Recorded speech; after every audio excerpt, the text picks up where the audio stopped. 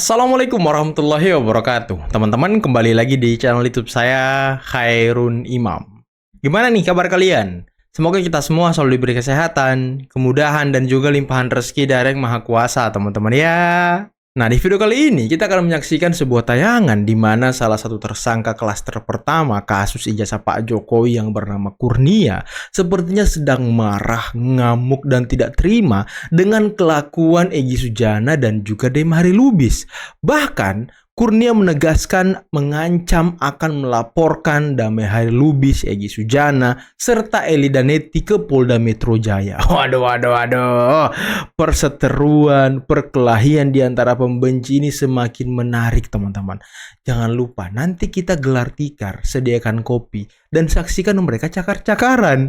Selain itu, kita juga akan menyaksikan sebuah tayangan di mana ya ini sepertinya kedok mereka ataupun tujuan utama mereka dari Roy Suryo CS semakin terkuak, teman-teman. Roy Suryo dalam sebuah acara dia mengakui bahwa tujuan mereka untuk memakzulkan Gibran dan juga merusak hubungan Pak Prabowo dengan Mas Wapres Gibran. Waduh, ternyata mereka masih tidak bisa terima kalau keluarga Pak Jokowi menjadi orang nomor 2 ataupun nanti bisa menjadi orang nomor 1 Republik ini, dan calon presiden mereka tidak akan pernah menang melawan Pak Jokowi. Apalagi ya kalau calon mereka hanya Anies gitu ya kan. Nah, terakhir kita akan menyaksikan bagaimana kuasa hukum dari Pak Jokowi, yakni Bapak Firmansyah, ini apa ya, mau dibilang mempermalukan atau mau dibilang membungkam salah satu ahli dari teroris, yakni Rocky Gerung. Tapi sebelum kita mulai, jangan lupa like, subscribe, dan share. Dan tanpa perlu berlama-lama lagi, mari kita mulai videonya berikut ini. Kami berencana melaporkan Egy Sujana, Eli Daneti, dan Demahri Lubis atas tuduhan sok jago, merendahkan fisik dan martabat, serta kehormatan orang yang sedang berjuang, sekaligus dugaan pencemaran dan fitnah yang telah dilakukan. Bentar. Hanya karena sok jago, dikatain sok jago mau melaporkan orang. Bukti videonya telah beredar luas dan sempat kami dokumentasikan. Tapi untuk Gibran itu sudah telak, sudah jelas. Buku Gibran Endgame karangan Respon, dan juga sebentar lagi akan ada buku Gibran Black Paper yang saya tulis. Black chapter yang saya tulis. Itu nanti akan menjelaskan soal buku sendiri lupa ya kan? Keburukannya dan hinaannya Gibran terhadap Pak Prabowo. Serius kan? Kalau Pak Prabowo sendiri mungkin kemarin belum terlalu dengar itu, harusnya sangat-sangat marah.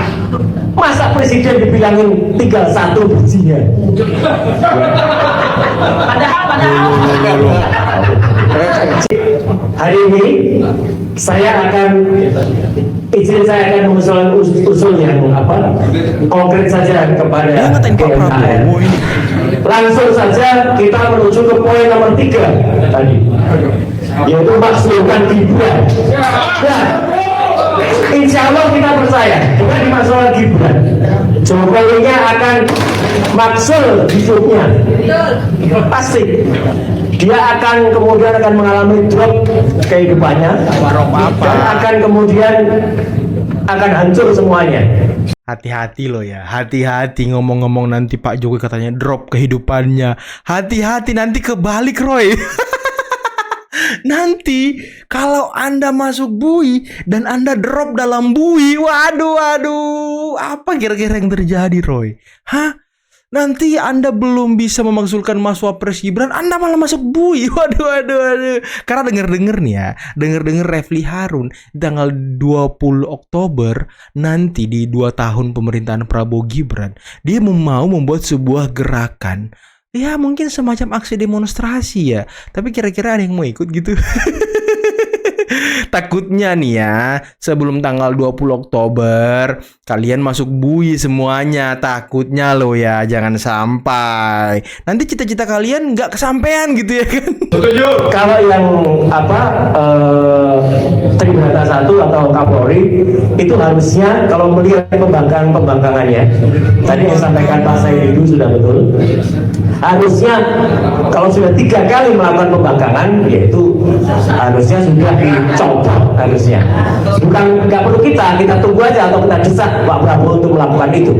Tapi untuk Gibran itu sudah telak, sudah jelas buku Gibran Endgame karangan Respon, dan juga sebentar lagi akan ada buku Gibran Black Paper yang saya tulis. Black Chapter yang saya tulis. Nama buku Itu sendiri nanti akan menjelaskan soal keburukannya dan hinaannya Gibran terhadap Pak Prabowo.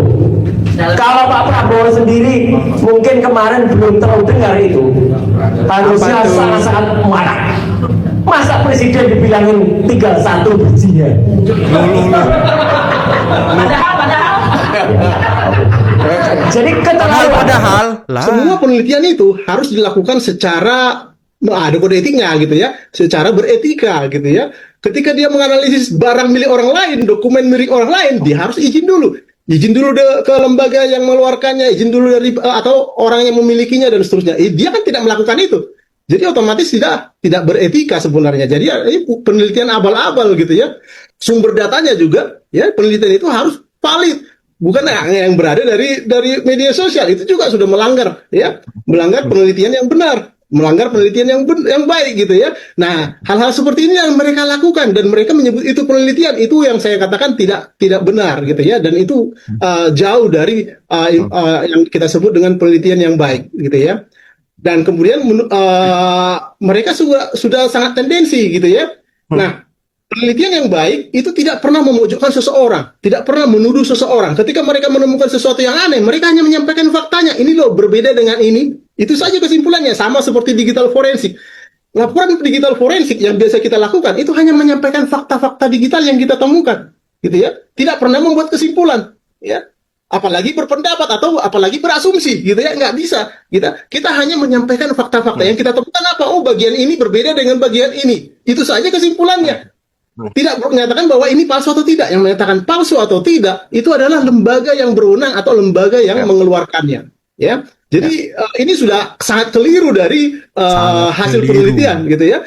Karena penelitiannya sudah membuatkan kesimpulan dari awal, gitu ya. Baru mereka mencari, gitu ya, data-data yang mendukung kesimpulan mereka, dan itu sangat parsial sekali, sangat dicari-cari, gitu ya, dicari-cari, bukan secara komprehensif. Ya, jadi kalau misalnya Mas Sato masih ingat. Rismon itu coba melakukan survei ke beberapa perpustakaan dan dia ditolak, dan akhirnya dia melipir ke perpustakaan hukum katakanlah, dan dia menemukan skripsi tahun 85 di sana, tahun 80-an, dan ternyata fontnya sama. Dan saya coba merekonstruksi ulang, saya datang ke Fakultas Kehutanan, saya menemukan skripsi ada ratusan sebenarnya ya, saya bisa menemukan, dan saya tahu ya semua font-font itu sama. Kenapa? Karena percetakannya sama-sama di Perdana, dan itu tidak diungkap dia. Dia tidak berani menyampaikan itu. Artinya ini dia melakukan penelitian namanya confirmation bias. Dia pasti bias melakukan kesimpulan dan bias melakukan pengambilan data. Dia hanya mengambil data-data yang sesuai keinginannya. Dia itu nggak ada penelitian seperti itu. Dia sudah tidak fair. Artinya dia sudah tendensi di sana. Jadi nggak ada penelitian yang seperti itu. Ada mens rea gitu ya kan. Ijazah, kalau orang itu punya ijazah asli itu tidak butuh pengadilan, tidak butuh lawyer. Ini loh pertanyaan saya. Forum. Sebenarnya forum itu tidak butuh diciptakan oleh hukum, bisa diciptakan oleh Jokowi sendiri dengan mengundang para media, dia jelaskan, dia kasih tahu satu-satu seperti Asrul-Sani. Nah, hari ini kenapa saya yakin bahwa tidak sampai ke pengadilan? Kenapa? Karena sampai ke pengadilan itu membuat Joko Widodo ya ketahuan masalah yang sejatinya yang sebelumnya sudah diketahui oleh kami, baru dibuktikan di pengadilan. Pertanyaan saya, tidak sampai ke pengadilan, terus penyelesaiannya mekanismenya apa? Banyak sekali. Bisa jadi ya, kalau tanpa intervensi kekuasaan, Jokowi tiba-tiba cabut, selesai. Yang kedua, kalau tidak intervensi negara, meminjam otoritas negara lewat jaksa SKPP. Kalau jaksa nggak bisa, lewat mahkamah Jaksa Agung dengan deponering. Kalau nggak bisa, nanti minjam tangan presiden dengan memberikan abolisi. Itu kan sudah menjadi wacana di mana-mana. Kami mendesak, meminta penyidik untuk segera menahan teroris ini, bukan mendesak Polri untuk menghentikan perkara ini. Nah, kan menahan kan nggak membuktikan. Berarti kan ada motif jahat. Harusnya mendesak membuka bukti di pengadilan, bukan menahan orang. Bukan untuk menghentikan. Nah, saya percaya, Takut ke pengadilan 1 bulan atau 2 bulan ke depan ini statement-statement mereka ini akan berubah lagi ketika ini sudah masuk di persidangan. Nanti saya Betul. nggak tahu mereka ngomong apa lagi ketika ini sudah di persidangan, sudah dalam proses pembuktian, saya nggak tahu mereka mengambil narasi apa lagi untuk seolah-olah membenarkan lagi. Ini persoalan bangsa, persoalan seluruh rakyat. Justru dalam forum persidangan itulah rakyat bisa kita yakinkan apa yang dilihat klien kami itu sebagai ijazah palsu pada saat gelar perkara khusus akan dilegitimasi melalui pengadilan, bahwa barang yang selama ini sudah beredar di sosial media itu adalah sama dan itu dibuktikan melalui forum pengadilan. Bilang aja itu kau menjadi takut di legitimasi pengadilan. terhadap Bilang penelitian aja bahwa penelitian takut. ini telah dilegitimasi oleh pengadilan melalui sebuah putusan. Nggak ada masalah, makanya nggak perlu lagi ada berarti tawar-tawaran sepakat dong. memaafkan dan seterusnya. gitu loh. Berarti sepakat bahwa pihak dari teroris ini, Nggak usah menawarkan lagi maaf-maafan gitu loh. pihak dari teroris ini berarti sepakat bahwa ini harus dibawa pengadilan. Ya sejak awal kan memang demikian. Ya justru itu Bang Kai. Sejak awal demikian. Nah, Cuman sepakat. Jokowi selalu merayu-rayu dan terbukti dua yang terayu, Egy Sujana dan Siapa Damai yang merayu-rayu Hari ya Lubis. kan? Gitu loh. Betul, merayu. Tidak pernah ada Jokowi merayu-rayu, tanya aja itu Egy Memang sama Jokowi Hari- tidak, tetapi relawannya melalui relawan Joko Widodo yang mendatangi Bogor, Egy Sujana baru dibawa ke Solo. begitu Siapa yang loh. ngerayu-merayu ya Tidak kan? pernah ada. Aduh. Kemarin kami Tidak pernah, ketemu Bung Kondi. bahwa Bukan beliau yang melakukan Iya, itu, kemarin Rejo kami- Rahmat. kemarin Rahmat, kami Sekjen ketemu. Rejo datang ke Bogor, ngomong sama Egy Sujana, di follow up kedatangan mereka ke Solo. Ya, karena Egy Diceritakan Sujana yang duluan minta kronologisnya. damai. Ini nggak berhenti atau nggak berlanjut sampai 1 Iya, tahun ya. sebetulnya sama dengan kata Tapi itu Bung Kondi dulu. Sepakat, tapi pernyataan ini penyesatan. Kenapa? Kalau saat di sidang pidana yang menunjukkan bukti itu bukan Jokowi lagi tapi jaksa. Kan tadi sudah Nah, saya kalau mau jelaskan menunjukkan itu. oleh Jokowi itu di sidang perdata di Kan tadi Solo. saya sudah Ditunggu jelasin di Solo begitu. begitu. Saya udah jelasin Oke, begitu melalui oke Bang jaksa. Fred, nantikan bersama. Iya, dan di Solo ada forumnya. Kita tunggu. Ya. Kita sepakat di situ ya, Bung Ya, Fred, oke, Oke, saya kita sepakat di situ ya, Bung Sepakat. Fred. Oke, Pak Firmanto, Anda dan juga Pak Jokowi sudah mengetahui Kak dong pastinya bahwa Bang Rocky menjadi saksi ahli di sana? Respon Ya, Pak kita Jokowi sudah- apa? Kita sudah mendengar, sudah melihat juga apa yang disampaikan oleh Bang Rocky, dan Bang Rocky tadi menyampaikan sebenarnya mungkin saya dari persepsi saya menyampaikan bahwa beliau sebagai ahli mencoba untuk menerangkan mengenai metodologi seperti itu, dan menurut beliau walaupun beliau bukan memiliki keahlian teknis seperti Bu Tifa, tetapi beliau secara general mengatakan mengenai metodologi. Namun yang ingin saya sampaikan di sini, apa yang kami laporkan itu adalah bahannya pada saat di Januari sampai dengan April, sebelum akhir April kita melakukan laporan, tidak pernah Roy Suryo, Tifa dan Rismon itu menyatakan mereka sedang melakukan penelitian. Baru kemudian belakangan ini mereka mengatakan mereka melakukan penelitian dan membuat buku, dan itu tadi disampaikan sama Bung Roy seperti yang saya lihat di dalam beberapa media itu menyampaikan bahwa itu menggunakan metodologi. Artinya metodologi itu boleh-boleh saja, proses itu boleh-boleh saja, tetapi yang kami laporkan bukan merupakan penelitian yang mereka lakukan. Mereka melakukan dugaan fitnah dan pencemaran nama baik dan mengatakan hal-hal yang memang tidak sesuai dengan sebagai seorang peneliti, seperti antara lain gantung, Nusa Kambangkan, seperti itu, dan saya pikir Turis Al-Fadila tuh dan kawan-kawannya Bang Rocky diminta oleh teman-teman tersangka untuk memberikan keahliannya yang merupakan sebagai mungkin ahli metodologi dan menyampaikan sebagian daripada hal itu untuk meringankan Ahli mereka. metodologi, Namun ya hal kan? itu Apa bisa disampaikan pula ini? sekarang atau juga bisa disampaikan nanti di pengadilan, karena seperti yang disampaikan setelah gelar khusus, bahwa Pak Direktur menyampaikan bahwa setelah gelar khusus dilakukan dan semua disampaikan, kemudian menyampaikan ada beberapa ahli dan saksi yang meringankan, ahli dan kemudian saksi fakta yang meringankan, penyidik mengatakan tidak mempengaruhi dan tidak merubah status mereka menjadi tersangka. Malah lebih lanjut, berkas-berkas mereka, Roy, Rismon, dan Tifa itu dikirimkan ke kejaksaan, dan saat ini sedang dalam penelitian kejaksaan. Kita tunggu apakah sudah lengkap sehingga akan dilimpah, apakah masih ada hal-hal yang kurang yang akan dilengkapi. Sementara Oke. saya rasa itu. Oke, jika saat ini, sekarang, Bang Rocky Gerung dihadirkan sebagai saksi ahli, lalu bagaimana dari pihak Pak Jokowi sendiri? Saya pikir kita menghargai semua teman-teman ahli maupun saksi fakta yang disampaikan. Nanti kan tinggal kita adu saja di dalam pengadilan, apakah dapat benar, meringankan, dan sebagainya. Dan itu tentu kan adalah kewenangan Kayaknya sih daripada memperberat pengadilan. gitu ya kan? Jadi kita sih dalam posisi di sini kemudian mempersilahkan, dan kemudian nanti seperti yang saya sampaikan bisa disampaikan di penyidik saat ini ataupun nanti pada saat saksi tambahan di pengadilan, itu sama-sama bisa. Karena yang kita laporkan ini kan adalah dugaan pencemaran nama baik dan fitnah. Jadi saya pikir itu merupakan bagian yang akan memberikan meringankan dan kita persilakan, dan saya rasa ya boleh-boleh aja seperti itu. Oke, Bang Rocky, sebagai seorang akademisi, bagaimana Anda melihat kasus ijazah Pak Jokowi ini ketika awalnya dilaporkan sebagai kasus pencemaran nama baik dan saat ini masuk ke soal penelitian?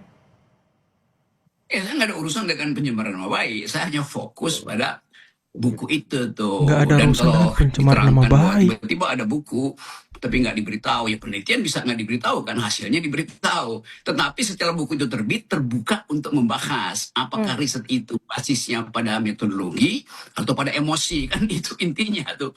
Jadi kalau di metodologi ya saya cuma baca dan bahwa itu buku itu mengandung cacian, umpan. mengandung hinaan. Ya bisa aja buku itu mengandung hinaan, tapi itu buku yang diriset sehingga mungkin orang akan katakan, oh itu hasil riset yang mengandung emosi. Yang lain bilang enggak, cacian di situ bukan dalam pengertian personal, kan begitu tuh. Jadi setelah saya membaca buku itu, maka saya harus menyimpulkan, ini buku akademis dengan metodologi atau buku sensasi dengan isi cacian. Maka saya putuskan itu buku akademis dengan metodologi. Udah selesai. Nanti saya terangkan Oh, di itu pengadilan, itu aja. Itu doang. Materi saya hanya sebatas itu. Oke, berarti Berarti ini nggak saya bisa konfirmasi memberatkan ya. dan Ini meringankan buku dia Jokowi ini. White Paper ya, Bang Rocky ya? Ya, betul. Oke. Itu doang rupanya baik, lu. Terima kasih Bang Rocky Gerung sudah memberikan pernyataannya sore hari ini dan juga Pak Itu Firman, doang terima kasih rupanya. sudah memberikan perspektif. Waduh. Rupanya Rocky Gerung cuma membaca buku Jokowi's White Paper dan menyimpulkan itu metodologinya udah tepat dan juga mungkin itu akademis, produk akademis, bukan produk emosi, bukan cacian. Itu doang rupanya. Jadi selama ini Rocky Gerung meringankan memberatkan itu di sisi mananya ya? Saya jadi nggak paham gitu dengan orang-orang ini, teman-teman, dengan pemikiran-pemikiran ahli-ahli ini yang katanya ahli gitu ya kan? Dan tadi sudah dijelaskan oleh Bang Joshua Sinambela, penelitian yang mereka lakukan itu tidak ada etikanya. Dia tidak meneliti produk ijazah asli yang dipegang Pak Jokowi, dia tidak memberitahu UGM kalau dia meneliti sebuah ijazah yang diterbitkan oleh UGM, dia tidak mengatakan kepada Pak Jokowi kalau dia meneliti ijazah Pak Jokowi, ujuk-ujuk dia meneliti kemudian berkuar-kuar di luar sana menyebarkan framing.